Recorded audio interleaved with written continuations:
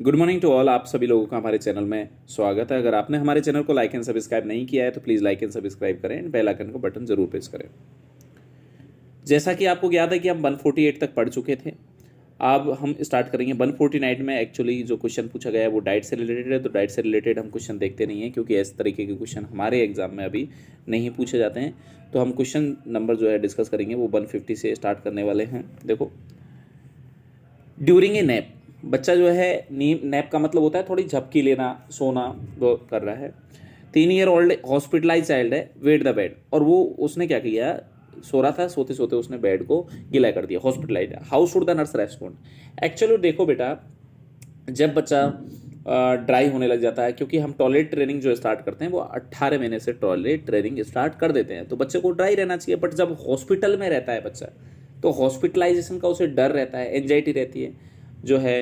अगर बात करें तो घबराहट की वजह से क्या वो टॉयलेट जो है पास कर सकता है? बिल्कुल। कुछ रेग्रेसिव एक्टिविटी होती है उनको फॉलो करता है, जैसे नेल बाइटिंग है, नेल बाइटिंग करना स्टार्ट कर देता है बच्चा, थम सकिंग करना स्टार्ट कर सकता है बच्चा, बेड वेटिंग करना स्टार्ट कर सकता है बच्चा। तो ये कॉमन प्रॉब्लम्स हैं बच्चे के अंदर जब टॉडलर बच्चा एडमिट होता है, हॉस्पिटलाइज होता है। वैसे नॉर्मली हो सकता है वो ड्राई हो, पहले से ड्राई चल रहा हो। To have with the remaking the bed, कि जो उसके घर वाले हैं उनको हेल्प करें बेड को दोबारा से बनाने में।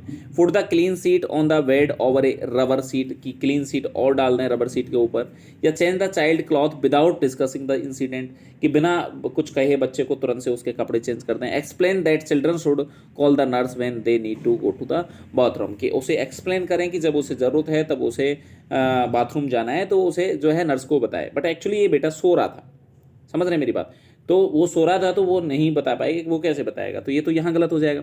और क्लॉथ को तुरंत से चेंज कर दें, क्योंकि ये भी खुद भी जो है सेम फील करेगा। बेड वेटिंग तो कर दिया इसने, बट ये नॉर्मली नहीं होता है, ये एक्सीडेंटली उसके अंदर बेड वेटिंग हुई है। 18 महीने से हम जो है टॉयलेट ट्रेनिंग देना स्टार्ट कर देते हैं। बेड वेटिंग कर रहा है बच्चा, बट ये नॉर्मली हॉस्पिटलाइजेशन की वजह से कर रहा है, ठीक है ना? तो बढ़िया चीज़ ये है कि उसने, अगर भाई देखो, तुमसे अगर कोई गलती हो जाती है, जानबूझ के करते हो वो बात अलग है, अनजाने में जो गलती होती है उसके लिए तुम, अगर तुम्हें पनिशमेंट मिले तो तुम और ज़्यादा गिल्टी फील करोगे।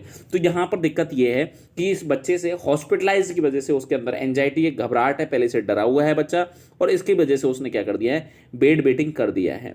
अगर बेड वेटिंग कर दिया है सोते हुए तो उसे कुछ नहीं करना है, चुपचाप उसके कपड़े चेंज कर देना है, ये ज़्यादा बेहतर रहेगा, ठीक है ना? तो ये बढ़िया अप्रोच है। आप नेक्स्ट क्वेश्चन की तरफ बढ़ते हैं और आपका नेक्स्ट क्वेश्चन आता है 151।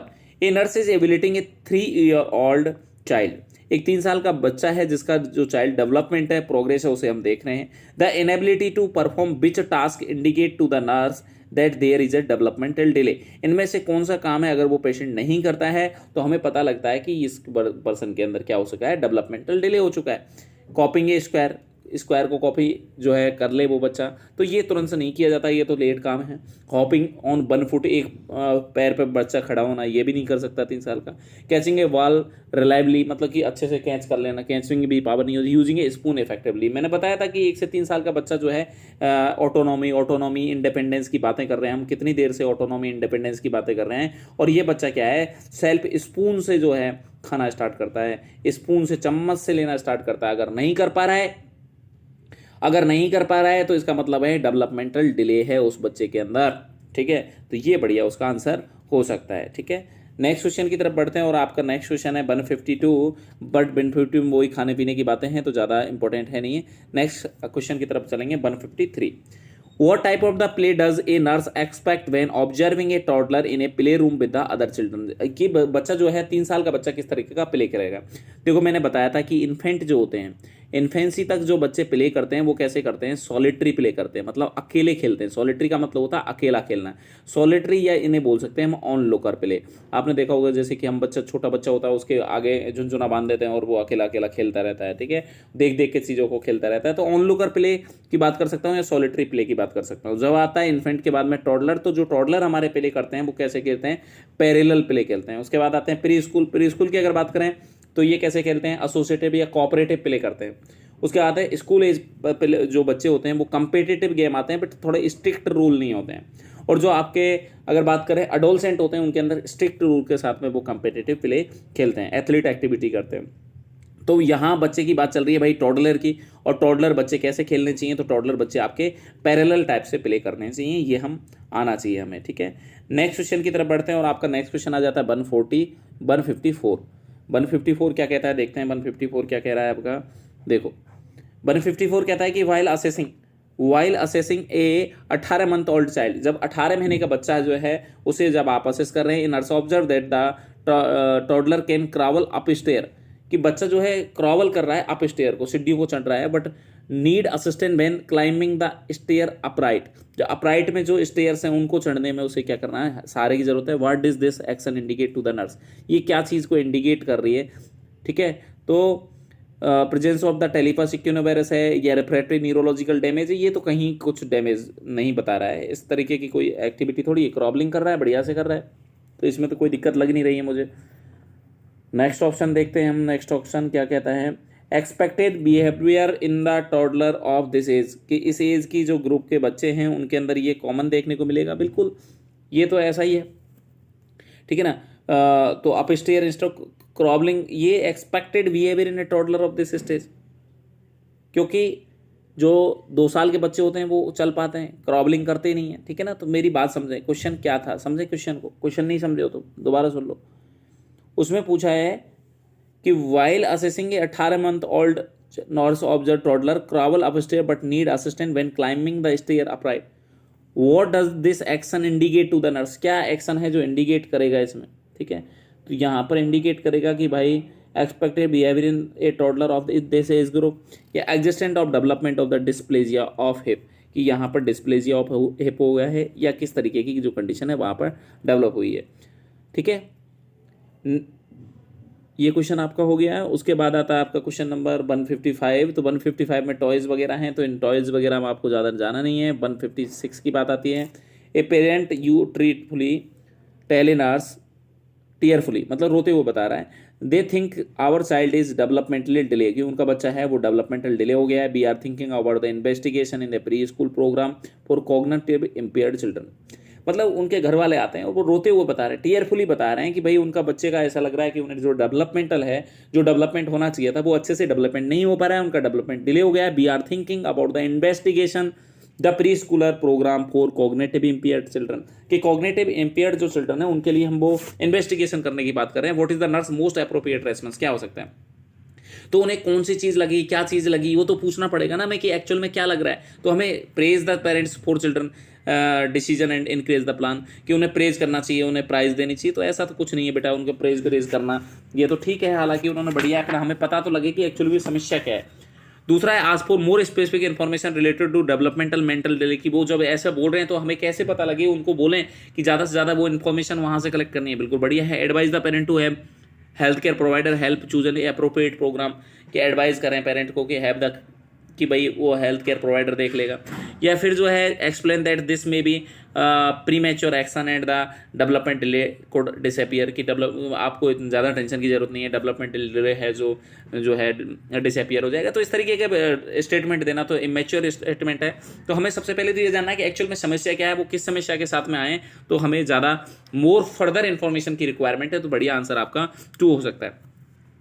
नेक्स्ट क्वेश्चन की तरफ बढ़े तो आपका नेक्स्ट क्वेश्चन आता है 157। A nurse on the paediatric unit, एक नर्स है जो पीडियाट्रिक यूनिट के अंदर observing the developmental skill of the several 2 year old children in the play room के अंदर, which child should the nurse continue to evaluate, कौन सा child है जिसको देखने की जरूरत है। Can not stand on 1 foot, बिल्कुल सही है कि अभी 2 साल का बच्चा तो स्टैंड नहीं कर पाएगा। और build a tower of 7 block, ये भी नहीं होगा। Use a echolalia man speaking, बिल्कुल इकोलेलिया जो बच्चा है इकोलेलिया कर रहा है, इकोलेलिया किस में देखने को मिलता है, ऑटिज्म के बच्चों में देखने को मिलता है, और 2 साल से ही देखने को मिल जाता है। हमने जब साइकेट्रिक पढ़ी थी तो वहाँ देखते हैं कि ऑटिज्म जो है आपको 2 से 3 साल के अंदर आपको देखने को मिलती है। ऑटिज्म के अंदर बच्चे के अंदर क्या देखने को मिलता है, इकोलेलिया देखने को मिलता है। तो ये समस्या है भाई, ये तो दिक्कत कर रहा है, ये इंडिकेट कर रहा है ऑटिज्म को, फर्दर उसको इन्वेस्टिगेट करने की जरूरत है, लगातार उसको मॉनिटर करने की जरूरत हो सकती है। तो समझ गए ना। तो बढ़िया आंसर क्या हो सकता है यहाँ पर, आंसर नंबर 3 हो सकता है। क्वेश्चन नंबर 158 की तरफ बढ़ते हैं और 158 क्या कह रहा है, the a nurse plan to talk to the parent, जो नर्स है वो प्लान कर रही है बात करने के लिए parents of toddler say about the toilet training. What should the nurse explain the most important factor in the process of the toilet training. Toilet training के बारे में बात करना चाह रही है उसके घर वालों से, बच्चे के घर वालों से। तो क्या चीज़ है जो कि बहुत ज़्यादा इंपॉर्टेंट है। अब टॉयलेट ट्रेनिंग आप जो सबसे पहले जिससे बात कर रहे हो वो कौन है, तो उसके पेरेंट्स हैं। अब भाई मैं आपको सिखाना चाहता हूँ और आप क्लास में मस्ती के साथ बैठे हुए हैं, आप सुनना नहीं चाहते हैं, तो क्या मैं आपको सिखा सकता हूँ? पॉसिबल ही नहीं है। तो यहाँ पर पेरेंट एटीट्यूड अबाउट इट, तो पेरेंट एटीट्यूड जो है वो बहुत ज़्यादा इंपॉर्टेंट है। Child desire to remain dry, तो चाइल्ड की डिजायर नहीं है, सिखाएंगे बच्चे को। तो child ability to sit still on the toilet, ये भी इंपॉर्टेंट नहीं है। Parent willingness to work at the toilet training, कि वो कितना बिलिंग है, कितना काम करना चाहते हैं। तो अब आपको ये भी अच्छा लगेगा कि यार वो बिलिंग, हाँ बिल्कुल ये भी हो सकता है। बट सबसे इंपॉर्टेंट ये है कि उनका एटीट्यूड किस तरीके का है, वो सीखना चाहते हैं या नहीं सीखना चाहते हैं, उनकी अप्रोच क्या है, अंडरस्टैंडिंग क्या है। तो ये चीज़ ज़्यादा इंपॉर्टेंट करती है। तो ज़्यादा बेटर आंसर हो सकता है पेरेंट एटीट्यूड अबाउट इट। और उसके बाद में अगर सेकंड प्रायोरिटी पे रखेंगे तो सेकंड प्रायोरिटी आपकी विलिंग वाली आ जाएगी। तो फर्स्ट प्रायोरिटी पे आंसर ये आ जाएगा आपका, और सेकंड प्रायोरिटी पे जो आंसर होगा आपका answer number 4 is second priority answer हो जाएगा। नेक्स्ट क्वेश्चन की तरफ बढ़ते हैं और आपका नेक्स्ट क्वेश्चन आ जाता है 159। तो 159 में भी वही गेम की बात है, तो इसमें ज़्यादा ध्यान नहीं देंगे हम। और लास्ट एंड फाइनली आपका क्वेश्चन आता है, आपका क्वेश्चन आएगा 160 वाला। तो हम बस 160 वाले को देख लेते हैं साहब, 160 वाला क्या कहता है। अगर 160 वाले की बात करें हम तो देखो 160 वाला जो क्वेश्चन है, 1 मिनट रुकें। तो अगर 160 की बात करें तो 160 में आपका क्वेश्चन क्या कह रहा है देखते हैं कि when the working mother of a toddler is preparing to take her child home after a prolonged hospitalisation, कि एक माँ है जो वर्किंग है, वर्किंग मतलब कोई जॉब वगैरह करती है, वर्किंग वूमेन है, और उसका बच्चा जो है हॉस्पिटलाइज था काफ़ी दिनों से। She ask the nurse what type of the behaviour she should expect to a displayed, कि जो नर्स से पूछे कि भाई इसमें किस तरीके का बिहेवियर जो देखने को मिल सकता है। ऐसे बात कर रही है कि बहुत दिनों से बच्चा एडमिट है, तो क्या देखने को मिलेगा। What is the nurse most important appropriate description of the child probable behaviour, कि उस बच्चे का बिहेवियर किस तरीके का हमें देखने को मिल सकता है, उसके बारे में नर्स क्या बताएगी। तो सुनो, हमें पता है सर कि एक चीज़ हमने देखी थी कि वहाँ पर जो बच्चा है, जब भी बच्चा हॉस्पिटलाइज होता है, जब टॉडलर हॉस्पिटलाइज होता है, तो उसके अंदर हमने अलग अलग तरीके के जो है 3 बिहेवियर देखे थे हमने, याद हो तो 3 बिहेवियर सबसे पहले देखा था कि बच्चा जो है जब टॉडलर को हम एडमिट करते हैं हॉस्पिटल के अंदर, तो सबसे पहले जो बच्चे के अंदर देखने को मिलता है वो बच्चे के अंदर देखने को मिलता है प्रोटेस्ट। बच्चा प्रोटेस्ट करता है कि वो कहता है कि मुझे हॉस्पिटल में नहीं रहना है, वो चीखता है, चिल्लाता है, हाथ पैर संभालता है, कोशिश करता है कि वो नहीं रहे, बहुत तेजी से चिल्लाता है, रोता है, माँ की डिमांड करता है, ये चलता है। उसके बाद में वो निराश हो जाता है, चुपचाप होकर बैठ जाता है एक कॉर्नर के अंदर, उसे बोलते हैं हम डेस्पेयर। तो बच्चे के अंदर प्रोटेस्ट करता है बच्चा पहले, उसके बाद बच्चे के अंदर जो देखने को मिलता है वो डेस्पेयर देखने को मिलता है। मतलब बच्चा जो है अपने सराउंडिंग एनवायरनमेंट में अपना जो इंटरेस्ट है वो खो देता है, ना किसी से बात करता है, ना किसी से सुन रहा है, बिल्कुल एकदम चेहरा मुरझाया हुआ, एकदम सैड एक्सप्रेशन के साथ में वो एक कॉर्नर के अंदर जाके बैठ जाता है। तो ये हमें बच्चे के अंदर देखने को मिलेगा। उसके बाद में होता है डिटैचमेंट। जब डिटैचमेंट फेज आती है तो वो बच्चा क्या करता है, जो वहाँ पर उसको केयर गिवर्स हैं, जैसे नर्सिंग ऑफिसर्स हो सकते हैं या फिर अदर अटेंडर्स वगैरह हैं, उनके साथ में वो अच्छे से घुल मिल जाता है और वो बढ़िया से रहता है, उनके साथ में खेलता है आराम से, वो सारी चीज़ें उनके साथ हंसना मस्ती करना, वो सारी चीज़ें हो जाती हैं। तो ये कह रहा है कि यहाँ पर हमें किस तरीके का बिहेवियर देखने को मिलेगा बच्चे को। तो एक्सेसिवली डिमांडिंग बिहेवियर, की डिमांडिंग बिहेवियर रहेगा, नहीं रहेगा। दूसरा hostile attitude toward the mother, mother की तरफ हॉस्टाइल, वो भी नहीं रहेगा। Cheerful with the shallow attachment behaviour, माँ के साथ में अटैचमेंट कैसे रहेगा, माँ से तो अटैचमेंट टूट गया, तभी तो उनके साथ में अटैचमेंट आ गया था, डिटैचमेंट देखने को मिलेगा भाई, बच्चे माँ से अटैचमेंट नहीं देखने को मिलेगा बेटा। और withdrawn without emotional tie to the mother, कि वो विड्रॉन रहेगा, बिल्कुल उखड़ा उखड़ा रहेगा माँ से, क्योंकि उसके अंदर किसी भी तरह का इमोशनल टाई नहीं है मदर के साथ में। तो इमोशनल टाई नहीं है और वो विड्रॉन बिहेवियर शो करेगा माँ के साथ में, बिल्कुल आंसर बढ़िया हो सकता है, आंसर नंबर 4। तो इस तरीके से आज के हमारे क्वेश्चन यहीं हम समाप्त करते हैं। नेक्स्ट क्वेश्चन हम कल देखेंगे। तो आज के लिए थैंक यू सो मच।